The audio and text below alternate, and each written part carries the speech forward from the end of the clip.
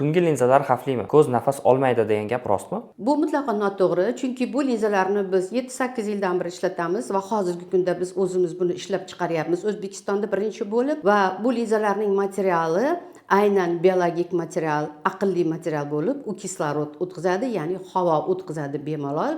Mana kechasi buni onasi qo'yadi bolaga.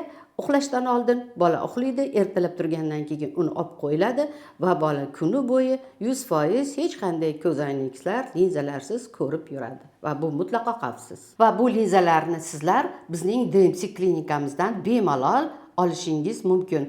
Bu linzalar optikalarda sotilmaydi. Buni albatta shifokor tanlashi kerak va aynan to'g'ri tanlashi kerak va o'zi taqib o'rgatishi kerak bo'ladi. Bolam linzani o'zi taqa olmaydimi? Bu og'riqlimi? Qo'yish umuman og'riqli emas. Agar bolani o'rgatsa, bola o'zi qo'yib olishi ham mumkin, lekin aynan yosh bolalarda biz buni 6 yoshdan qo'yishni boshlaymiz. 6 yoshlarda ma'lum bir 10 yoshlargacha bola albatta o'zi qo'ya olmaydi. Buni onasi kechqurun qo'yishi kerak. Uxlashidan oldin ertalab turishi bilan ona yana uni olib qo'yishi kerak. Chunki u linza bilan yurib bo'lmaydi. 10 yoshdan keyin bolalar o'zi o'rganadi. Bizda bu juda ham ko'p bolalar o'zlari qo'yib, o'zlari olishadi. Buni qo'yib olish qiyin emas va umuman og'riqsiz. Bu linzalarni taqishning yoshini chegarasi yo'q. Buni yoshligidan 6 yoshdan boshlab 40-50 yoshlargacha ham bemalol taqsa bo'ladi. Agar tungi linzani to'xtatsak, ko'rish yana yomonlashib ketadimi? Albatta, tungi linzalar o'sishini to'xtatadi, ko'rishni yaxshilaydi, lekin bu 48 soatga yetadi.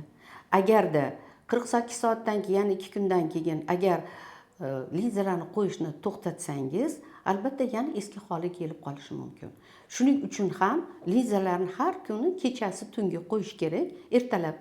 Ertalab esa olib o'zini konteynerga solib qo'yish kerak. Shuning uchun buni to'xtatish kerak emas.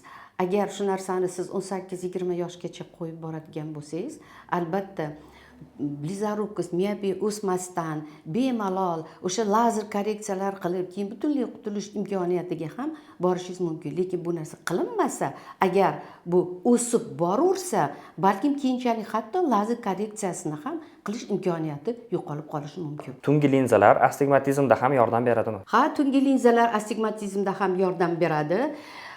Aynan agar siz ana shu DMC klinikasiga kelib oftalmolog ko'rigidan o'tsangiz, ana shu astigmatizmni darajasi aniqlanadi, chunki 3-4 gacha tungi linzalar bilan to'g'rilasa bo'ladi.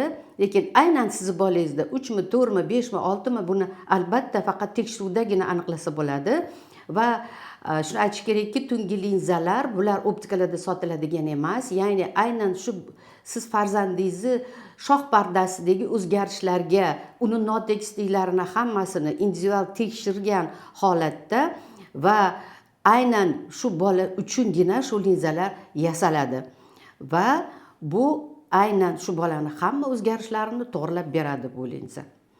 Bemalol klinikamizga olib keling, biz sizlarga yordam beramiz. Biz 45 mingta bolani tekshirdik va ulardan 30% da kasallik aniqlandi. Afsuski ularning 40% ni ota-onalari ham bolalarda kasallik borligini bilishmaydi. Agar sizni bolangiz ko'zini qisib qarayotgan bo'lsa, yoki televizorga juda ham yaqin o'tirib qarayotgan bo'lsa, yoki telefon, kitobni juda ham yaqin qilib o'qiyotgan bo'lsa, yoki boshini qiyshaytirib qarayotgan bo'lsa ba'zi narsalarga, siz bu bolani tezda oftalmolog ko'rigiga olib borishingiz shart.